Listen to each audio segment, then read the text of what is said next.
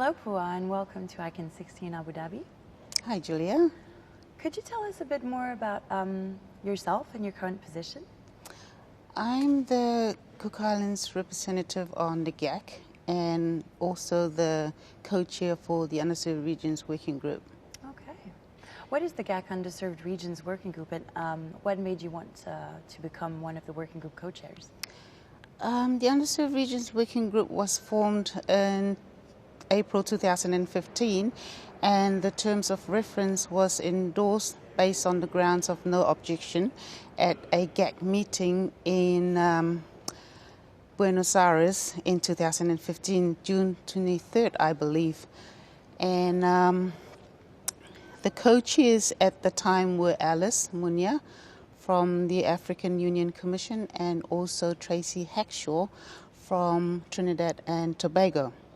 The working group was formed to develop a range of support, advice, and assistance for the small island developing states, mainly for Africa, Caribbean, and the Pacific. And these are the regions considered underserved in ICANN. The main objective is to increase the knowledge and understanding of the GAC processes and how it fits into the overall ICANN ecosystem. And the idea is to allow GAC members to effectively participate and to contribute to the work streams of the GAC and also the work of ICANN as a whole. I was asked to be a co-chair during the Marrakesh meeting, ICANN 55, and I kindly accepted because I wanted to help increase the participation of GAC members from my region in the Pacific. I realized, however, at that meeting in Marrakesh that no one was speaking up from my region, and I wanted more participation and I wanted our voice to be heard.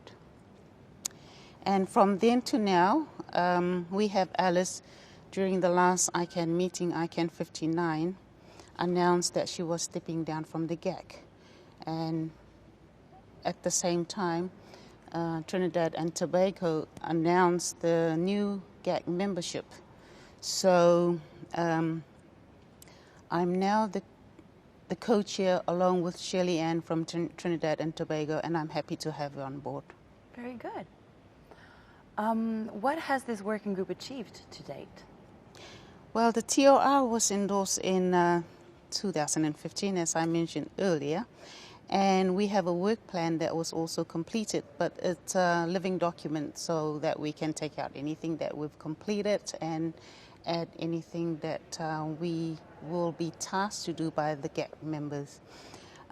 We have a draft frequently asked questions document on the delegation and redelegation of CCTLDs.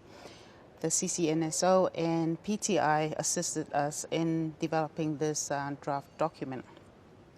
And we've shared this with the GAC at the last ICANN meeting in Johannesburg, and we intend to have this endorsed at this meeting, ICANN 60. Since the beginning of the year, we've done 4 capacity development workshops. The first one in Nairobi, Kenya. This was work in collaboration with the Public Safety Working Group. The second one we did in Nandi in Fiji in April. The third one in Johannesburg in June. And we had the last one we did for the Middle East on Saturday, 28th. All right, that's really good. What would you tell GAC newcomers to have them participate in the working group?